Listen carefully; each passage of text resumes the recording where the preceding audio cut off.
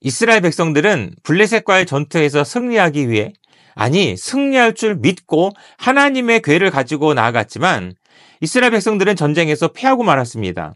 뿐만 아니라 법궤를 블레셋에게 빼앗기고 말았지요. 한편 블레셋 사람들은 다곤 신전에 있는 다곤 옆에 뺏어간 법궤를 같이 두었는데 다음 날 다곤이 처참하게 마디마디 잘려서 박살이 나고 그 지역의 독한 종기로 어려움을 겪게 되니까 법궤를 가드로 옮기게 되고 거기서도 독종이 나서 사람들이 얻어 터지게 되니까 다시 법궤를 에그론으로 옮겼는데 거기서도 독한 종기 때문에 난리가 납니다. 사람들이 다시 회의를 해서는 이 법궤를 젖나는 소 둘에 끌어서 벳세메스로 갔는데 벳세메스 사람들이 법궤를 구경하다가 5만 70명이 죽게 되고 다시 기럇 여아림으로 보내지게 됩니다. 그리고 기럇 여아림 지역에서 산에 사는 아비나답의 집으로 옮겨 아들 엘리아사를 거룩하게 구별하여 여호와의 궤를 지키게 했습니다. 그리고 20년이 흘러 다윗이 이 법궤를 가져오려고 했는데 우사가 떨어질 것 같은 법궤를 만지는 바람에 그 자리에서 죽게 되고 다윗이 하나님을 두려워함으로 이 법궤를 오벳 에돔의 집으로 보내게 됩니다. 사무엘하 6장 11절 여호와의 궤가 가드 사람 오벳 에돔의 집에 석 달을 있었는데 여호와께서 오벳 에돔과 그의 온 집에 복을 주시니라. 그런데 여기서 이상한 점이 눈에 띕니다. 아니 아비나답의 집에서는 무려 20년 동안 법궤가 있었어도 복받았다는 말씀이 없었습니다. 하나님이 아비나답과 그의 집에 복을 주셨다는 말씀이 없습니다. 그런데 오벳에돔의 집에는 고작 3달 있었는데 하나님이 이런 오벳에돔에게는 왜 복을 주셨다는 겁니다. 더욱 헷갈리는 것은 오벳에돔이 가드 사람이라고 말씀하는데 가드 사람 하면 대표적 인물이 골리앗이잖아요. 그러면 블레셋 사람인 오벳에돔에게 하나님이 이렇게까지 티나게 복을 주셨다는 것인지 오해할 수 있습니다만 여기서 말하는 가드 사람이라는 것이 블레셋 사람을 뜻하는 것이 아니라 가드 지역에 살고 있는 이라는 해석이 더 맞다는 의견이 있습니다. 왜냐하면 역대상 15장, 16장, 26장을 보면 오벳에돔이 레위인으로서 찬양대에 속하고 문지기 역할도 했다는 사실이 반복해서 나오고 특히 26장에서는 그의 자손들까지도 문지기 직무를 감당했다고 나옵니다. 그러고 보면 가드 지역에 살고 있었던 레위인이었다라고 보는 것이 맞는 것이죠. 그렇다면 왜 오벳에돔은 3달 만에 하나님의 복을 받을 수 있었을까요? 20년 모셨던 아비나답과 똑같은 법궤를 모셨는데 왜 이런 차이가 나는 것일까요? 바로 법궤를 모시는 태도, 즉 하나님을 모시는 마음이 달랐던 것입니다. 지금까지 법궤에 관련된 이야기들을 살펴보면서 느끼는 것은 법궤를 함부로 가볍게 우습게 대하는 사람들은 모두가 다 독종에 죽을 수밖에 없었습니다.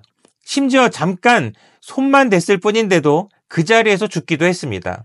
그 와중에 잘 모실 것 같은 아비나답과 오벳에돔, 그래서 죽거나 다치거나 위험에 처하는 상황은 전혀 없었음에도 20년 법궤를 모신 아비나답은 복받았다는 말씀이 없는데 3달 모신 오벳에돔은 복을 받아 온 동네 소문이 다 났다고 강조하는 것을 보면 법궤를 오래 모신 것이 중요한 것이 아니라 어떻게 모셨는지가 더 중요하다는 결론을 내릴 수 있는 것입니다. 그렇다면 우리가 지난번 말씀을 나눈 것처럼 우리는 마음판에 하나님의 말씀이 새겨져 있는 자요, 새 언약을 가진 자요, 하나님이 임재하시는 지성소요, 거룩한 보좌인데 그러나 우리가 가진 새 언약을 오래오래 모신다고 해서 복받은 자가 아니라 내 안에 모신 새 언약을 어떻게 잘 모시느냐에 따라 하나님이 복을 부어주시는 자가 될 수 있다는 것입니다. 다시 말하면 내 방에 성경이 있다고 다가 아니라 내 방에 성경을 하나님의 말씀으로 읽고 보고 묵상하느냐, 교회 오래 다닌다고 다가 아니라 주님 만나러 주님 말씀 듣기 위해 주님께 진짜 예배하기 위해 교회를 다니느냐, 즉 주님을 아는 것으로 끝이 아니라 주님을 만나는 자, 그리고 주님을 어떻게 잘 모시느냐가 믿음의 기준이요 복의 기준이 된다는 것입니다. 사무엘하 6장 11절 여호와의 궤가 가드 사람 오벳에돔의 집에 석 달을 있었는데 여호와께서 오벳에돔과 그의 온 집에 복을 주시니라. 12절 어떤 사람이 다윗 왕에게 아뢰어 이르되 여호와께서 하나님의 궤로 말미암아 오벳에돔의 집과 그의 모든 소유에 복을 주셨다 한지라. 그래서 물을 수밖에 없습니다. 아니 도대체 오베데돔 이 사람은 법궤를 어떻게 모셨길래 20년 모신 선배를 제치고 3달 모셔놓고 여호와께서 오베데돔과 그의 온 집에 복을 주셨다라는, 어떻게 이렇게까지 복을 받을 수 있습니까? 라는 질문에 성경은 이렇게 답을 해주었습니다. 시편 1편 1절 2절. 복 있는 사람은 악인들의 꾀를 따르지 아니하며 죄인들의 길에 서지 아니하며 오만한 자들의 자리에 앉지 아니하고 오직 여호와의 율법을 즐거워하여 그의 율법을 주의하러 묵상하는 도다. 오베데돔이 이 정답을 알았던 것 같습니다. 그리고 오늘 우리도 이 귀한 정답이 무엇인지 눈치채는 것이죠. 이제 남은 것은 우리의 선택입니다. 20년 모시기만 할 겁니까? 40년, 70년, 아니 평생 모시기만 할 겁니까? 아니면 3달을 모셔도, 아니 1달을 모셔도, 아니 하루를 모셔도 복받은 자로 복받은 자답게 하나님을 즐거워하며 말씀을 묵상하며 말씀에 순종하기 위해 발버둥 치며 사시겠습니까? 우리는 기준을 다시 세워야 합니다.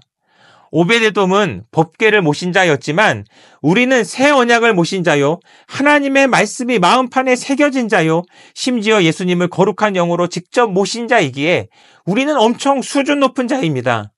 이 수준에서 다시 생각해보고 다시 시작해봅시다. 내 안에 오신 주님을 내가 어떻게 모셔야 하는지, 그 시작이 바로 이 말씀입니다.